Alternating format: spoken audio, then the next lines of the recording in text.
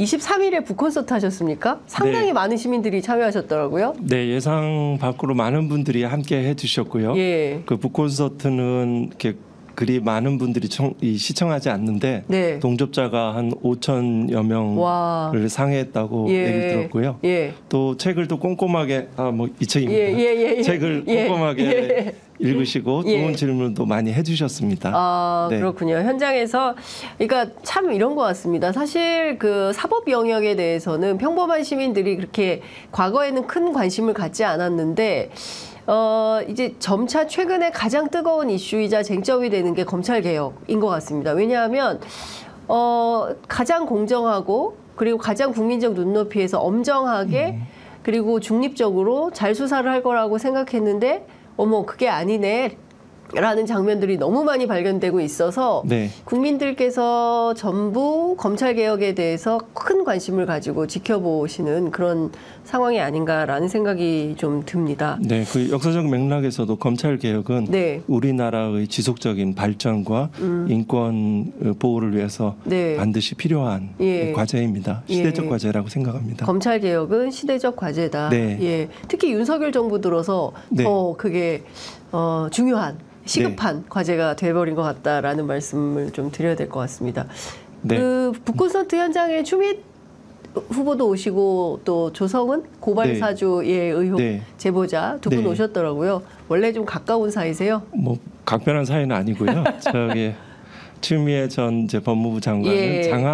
장하리라는 책을 이제 내셨는데 맞아요. 그때 이제 저를 초대하였었습니다. 예. 하셨고 또 조성은 대표는 조성은 씨는 네. 이 고발사주에 관련해서 제보자에 이어서 예. 제 책에 예. 이렇게 나온 주인공이기도 등장인물이기도 합니다. 예. 그래서 이렇게 초대해서 북콘서트에 함께하게 되었습니다. 예, 그렇구나.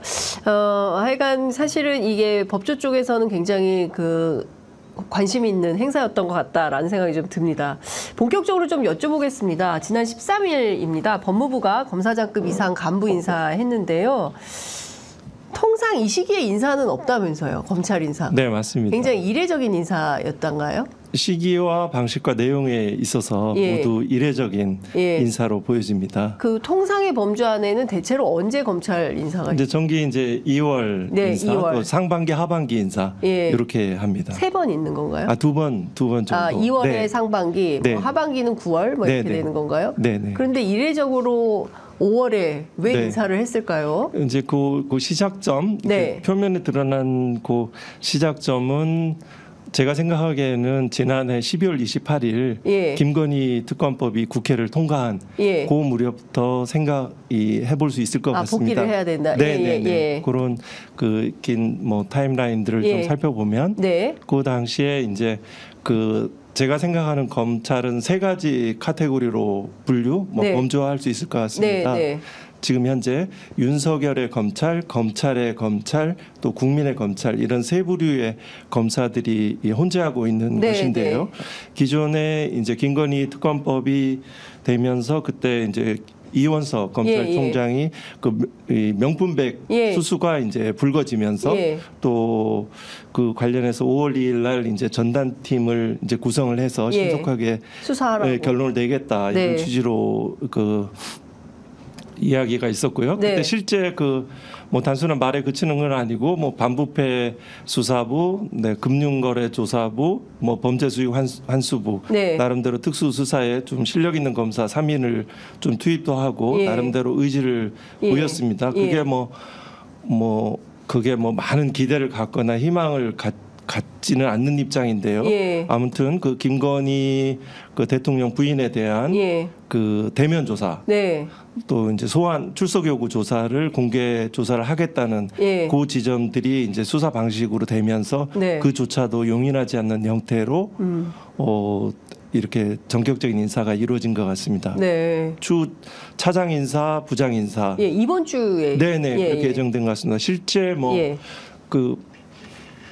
송경호 중앙지검장, 이원석 이제 검찰총장 모두 뭐라고 표현해야 될까요? 윤석열 검찰총장과 근무연이 있고 친윤 검사로 분류될 수가 있는 사람들인데, 다만 그간 이제 한 2년 정도 그 김건희 그 도이치모터 사건에 대해서 결론이 나지 않았던 것은 그 일부 실제 수사를 하는 네. 예를 들어 불기소 결정문을 쓰는 작성하는 평검사 수사검사가 있을 거 아니에요. 예, 예. 그럼 거기에 이제 논거들이 있어야 되잖아요. 예. 피의자는 뭐뭐라고 변명하나 예. 이에 부합하는 증거는 뭐뭐가 있고 예. 뭐 그래서 결국은 뭐 범죄 뭐 증거 불충분으로 무혐의한다라는 그 쓰는 네. 그 구체적인 검사는 뭐 이렇게 검사장이나 그렇게 높은 사람. 지위에 있는 사람이 아니어서 먼 훗날의 이야기죠. 예. 그리고 최소한의 논리들이 좀 있어야 되고 그 중에서 그 송 뭐 검찰총장 내지는 차장들하고 네. 견해 차이가 있었을 거라고 그 추론이 됩니다. 네네.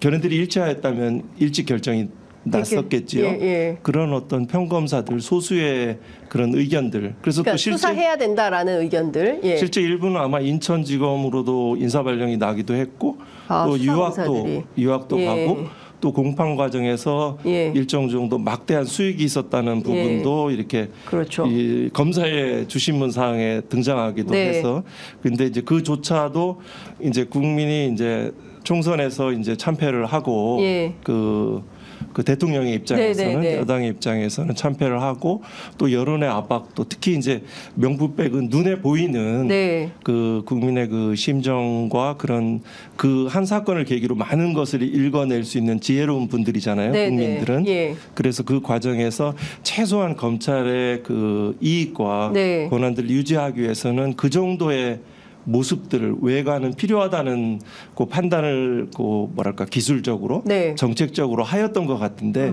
그조차도 이제 용납하지 못하는 미련한 결정이라고 생각합니다. 네. 근데 지금 보면 이제 앞서 이제 윤석열의 검찰, 검찰의 검찰, 국민의 검찰 이렇게 세 카테고리로 나눈다고 하셨어요. 네. 근데 지금 보면 검찰의 검찰과 윤석열의 검찰이 충돌하고 있다고 봐야 그게 될까요? 전면 충돌은 아니고요. 예. 같은 이제 윤석열 그 검찰총장 대통령의 그 친화적인 네. 그 방향성으로 결론을 가져가고자 하는 큰 범주인데 네. 다만 이제 윤석열 대통령도 이제 영원한 것이 아니어서요. 네. 본인들도 마찬가지로 친윤이지만 또 시간이 지나면 예. 또 팽당할 수도 있는 거잖아요. 그 중에서 이제 검찰의 중요한 건 그 가치나 어떤 방향, 공정성의 가치들, 예. 정의로운 가치들에 이렇게 복무하는 조직이라기보다는 이익과 향후 자신의 인사와 더 훨씬 더 민감하고 그 부분을 중시하는 조직이기 때문에 이래서는 검찰이 전체적으로 망하겠다, 몰락하겠다. 핵심적으로는 수사 기소권의 완전 분리가 먼 미래가 아니다. 구체화되고 있다. 이미 이런 식의 그런 좀 판단들을 한 것 같고요. 또 그런 것들이 이제 현재 인사로 나타나는 이원석 것입니다. 총장이 수사하겠다는 의지를 보였는데 실제로 지금 상황에서 보면 대통령실이 김주현 민정수석을 세워서 그 기류를 바꿔버렸다 이렇게 이해를 해야 될까요? 네. 그렇게 이해를 합니다. 그 와중에 그 이노공 그 법무차관이 중간에 이제 그 법무부 장관 역할을 대행하다가 돌연 사직을 하였지요. 그 대검과 그 대통령실의 어떤 조율 내지는 대통령실의 의사를 관찰하는데 실패했다라고 이렇게 추론할 수도 있겠지요. 저희 이제 뭐 생각 중에 하나가. 이노공 차관이 중간에 사직한 것은 대검과 대통령실을 잇는 어떤 그 가교 역할을 했는데 대통령실 의견을 관철이 안 돼서 사직을 했다 이렇게 보고 있는 뭐 건가요? 크게 뭐 역량과 뭐 역할을 해야 했던 뭐 차관이지는 않았지만 그래도 최소한의 그런 조속한 뭐 예를 들어 무혐의 결정 이런 형태에 대해서는 그 매듭을 짓지 못한 것 같습니다. 그렇구나. 그냥 하나의 추측입니다. 추측이다. 그런데 뭐 그런 개연성이 있다는 거잖아요. 뭐 중요한 요소는 아니고요. 그렇군요.